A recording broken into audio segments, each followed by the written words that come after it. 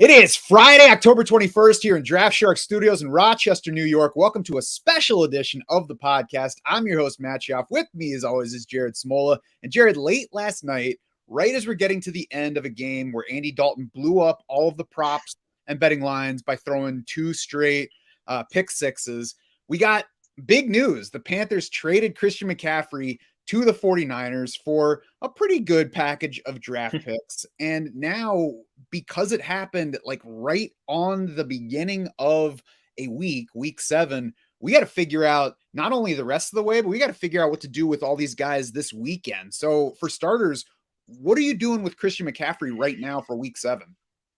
Yeah, I'm sure we'll get more reports on this. We'll get some Sunday morning stuff, I would think. Adam Schefter said last night he doesn't expect McCaffrey to play. Ian Rappaport said McCaffrey, quote, likely will play. And Rappaport said expect a red zone package. I don't know where he's getting this from. I don't know if he's already talked to someone with the Niners, but yeah, I mean, again, I hope we get more info on Sunday morning. It'd be surprising if McCaffrey played a lot. But, I do. My guess is that he's going to play. And then when he's out there, they're going to get the ball in his hands. So I think he's not a must bench to me. But if I could help it, I would probably try not to use him because I think you're looking at, a handful of touches from McCaffrey this weekend. And it's definitely going to be a few days where we really have to parse what we're getting from these reporters. Because what Schefter said last night was it's going to be tough for him to be ready to play Sunday, although he went to Stanford, so he could probably do it. So I would think that the 49ers are going to be looking to maximize not only their investment, but their offense. I mean, if you have Christian McCaffrey, it would be nice to try to have him be able to play. So I would expect him to be involved in this game somehow. Like you said, we're going to be watching throughout the weekend and see exactly what they say, because we should get at least a fairly clear picture of what to expect from him. And then we're going to have to judge from those words, like whether we're starting McCaffrey or whether we're starting somebody else. And for a lot of fantasy teams, it's not going to be do I start McCaffrey or not? It's going to be, well, who are you balancing him against? Because even a limited McCaffrey is still going to win on upside versus a lot of running backs, especially this week. But there are definitely some that he's, going to make for a weaker bet, at least for touch certainty then. I mean, this is basically the same situation that Robbie Anderson was in last night, right? Having only a few days with his new team. Now, I do think running back's an easier position to, get settled into. And not that I would know, because I've never been a running back or a wide receiver, but it seems that way. Plus, it's Christian McCaffrey. They gave up a lot to get him. Obviously, we don't need to get into that. I think they gave up too much for him. But and it's a big game. The Niners, need to start winning games. They're in the mix, but it's one of their bigger games of the season against the Chiefs. So again, I think McCaffrey plays. I don't think he plays a ton. Yeah, we'll keep watching that. Obviously, the other part of that is if he doesn't play, if he does play a limited amount, how much do other running backs play? So I have a team where I was considering dropping Jeff Wilson for something else. And I was like, well, wait a second. If we don't even know yet for sure whether McCaffrey's going to play, we don't know how much he's going to play, I'm at least going to hang on to Jeff Wilson Jr. this week and see what we hear about the 49ers going forward. Obviously, it makes him an even weaker bet than he was already a little bit questionable as a bet for touches. It makes him even weaker to have McCaffrey there, but we're going to have to wait and see. I wouldn't drop Jeff Wilson Jr. yet if you can help it. There are certainly shallower leagues, 10 team or less, where you just go ahead and drop Jeff Wilson. There's probably somebody you can bet on more. Yeah, he's droppable if there's no way you'd use him this weekend, even if we know McCaffrey isn't going to play. And even then, I like stashing running backs, like even Wilson. Now he's a handcuff at this point, which is the same thing Elijah Mitchell will be once he's back from his injury. Those guys are going to have no standalone value once McCaffrey is fully integrated into the offense. Yeah, and of course, that's the other thing is soon we should be getting Elijah Mitchell back. People have been sitting on him in IR spots, waiting for him to come back and reclaim the backfield. That's obviously not going to happen because you don't bring in Christian McCaffrey to work in tandem with Elijah Mitchell. So you're just talking about a handcuff, and you're talking about a handcuff in a situation that's probably going to be a committee if McCaffrey does go down at some point. So I think all of these guys are holdable at varying levels. I don't think any of these guys behind McCaffrey is a must hold. Yeah, I agree. They're handcuffs. Deebo Samuel, I think, is one other guy you wouldn't normally look at much impact on a running back trade versus a wide receiver's outlook. But Deebo Samuel has obviously gotten a lot of rushing usage last year and this year. So I think there's some natural question on what does McCaffrey's arrival mean for Debo. I looked at the numbers and I didn't even realize that his rushing has gone down lately. His carries by week have gone 8, 4, 5, 2, 2, 2. So it looks to me like the 49ers have gotten Debo from a key member of the rushing offense to somebody we'll use if we need to, but we would rather not.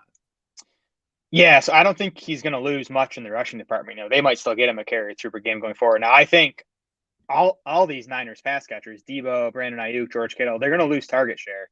49ers running backs so far this season have combined for 13 targets, a 7% target share. McCaffrey's going to come in here and get 15 to 20% of the targets, and that's going to come out of Debo, Ayuk, and Kittle. So those three guys all take a slight hit for me. For me, McCaffrey also takes a slight hit. I mean, we assume he's going to get his targets. I have trouble assuming that he's going to go to a team with Debo Samuel, Brandon Ayuk, and George Kittle already entrenched and get the same kind of target share that he did in Carolina. So, I'm not saying I'm afraid of McCaffrey going forward. I do think that I'm knocking him down a couple pegs. And this morning specifically, I was looking around and I'm going to offer him up to the Cooper Kupp team. Because I figure, both of these guys are high-end players. Somebody might feel like they're getting an elite running back, giving up the elite wide receiver, that's what you have to pay for him. But Cooper Kupp is definitely a much safer bet to keep what he's been getting going forward. Yeah, I wish I had a hot take on this, but I kind of think it's a lateral move for McCaffrey. I do think he's going to lose volume. So far this season in Carolina, 14.2 carries per game. I think that's a number he can probably will about match in San Francisco. 7.2 targets per game on a 25% target share for McCaffrey in Carolina. I don't think he's going to get 7 targets per game. You try to do the math. There's just not enough to go around. This is not going to be, we talked about it yesterday. It's been a balanced 49ers offense since Jimmy Garoppolo took over. I think that'll continue. I don't think there's enough to go around for McCaffrey to get 7 targets per game. So volume probably comes down a bit. Efficiency should go up quite a bit, though. I mean, obviously a much better offense here in San Francisco than the crap he was playing with in Carolina, and a much better scheme. So I'm excited to see what Kyle Shanahan can do with McCaffrey. So I think, this might be McCaffrey's most efficient season to date in San Francisco. So I think that will mostly offset the loss in volume. Yeah, and we're talking about a guy who was averaging 4.6 yards per carry still in a garbage Carolina offense and 8.4 yards per catch. So I agree that there's room for him to get more efficient on that, better scoring efficiency off of that. So I'm not, again, I'm not worried about McCaffrey overall, but there will be some situations where if there's a bit of a dip, there's maybe an opportunity to move that for a high end piece. Again, not selling him for whatever. It's got to be high end coming back. Yeah, I mean, the Kupp deal I would like, if you're just talking straight up running backs, like I'd rather have Saquon Barkley the rest of the way. I'd probably rather have Austin Eckler the rest of the way. That's probably it, though, among running backs. And I wouldn't trade McCaffrey straight up for Eckler just because we have the rushing workload question on Eckler. I think that keeps him from being a safer bet for that work going forward.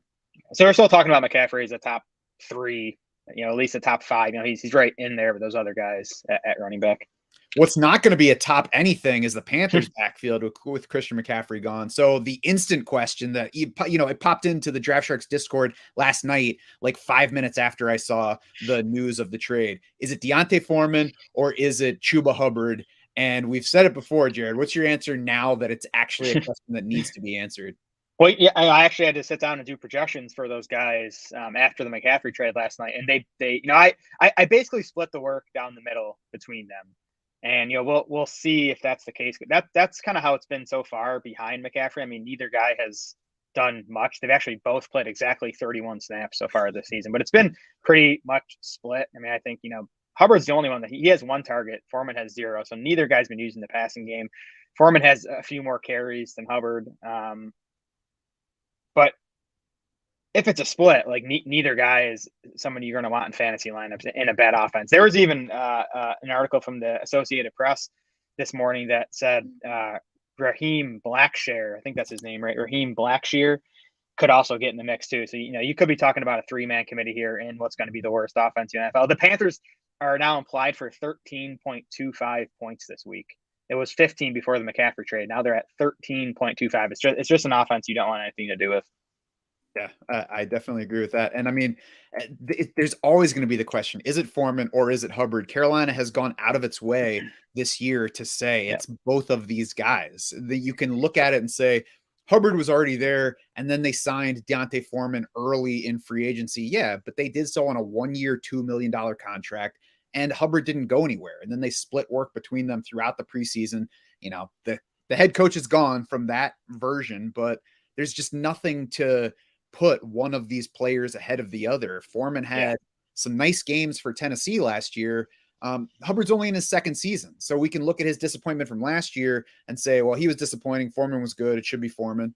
That might end up being the case once it plays out on the field, but it's also Hubbard's second season. Foreman was doing nothing before that, and that was with Tennessee. This is not Tennessee. So my primary answer is don't bet on either of these guys. You can obviously stash either one, but if you have to pay, if you have to like outbid somebody else to get them, then don't do it. Keep your money.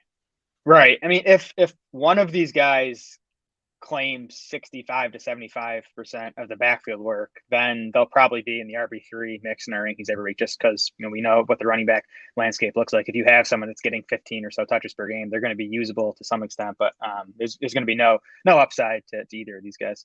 What we should get in Carolina is a little bit of Laviska Shenault mixed into the backfield picture.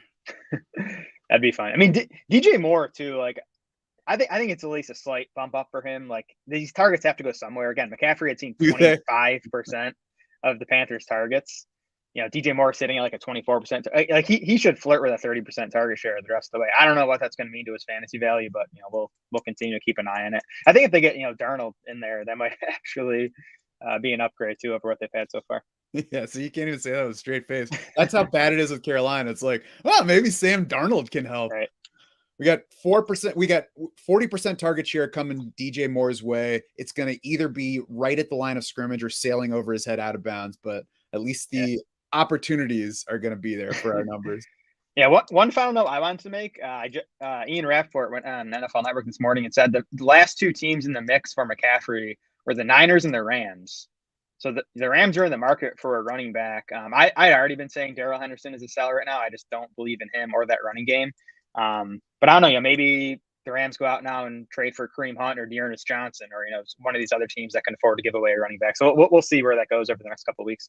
Yeah, I would bet that the Rams were in the market for Christian McCaffrey as opposed to a running back, though. I don't personally see Kareem Hunt or Dearness Johnson or whatever else is even available as a David Montgomery as an upgrade over Darrell Henderson. But I guess we'll see what they do. Yeah, I think it would just be if they add another guy and Henderson doesn't get 80% of the backfield work, then he's not going to be very useful. And by the way, I don't think we specifically mentioned it, but these Panthers have the Bucks this week. Not a spot where we wanted to bet on Panthers running backs anyway. So it makes it even easier to not go out of your way to include Deontay Foreman and Chuba Hubbard in your fantasy plans for this week. Yeah, 13.25 point implied total. So that's going to do it for this special. That'll do it for this special edition of the podcast. Head over to draftsharks.com. Now you can see exactly where all these guys have landed in the week 7 rankings for this week. We will be back later today with our DFS shows to talk about whether any of these guys factor into those plans, our normal Friday podcasting. And we'll see if there are any more trades, Jared, that we have to come on here and do these emergency pods to break down going forward. I kind of hope they do. I like this kind of stuff. Yeah.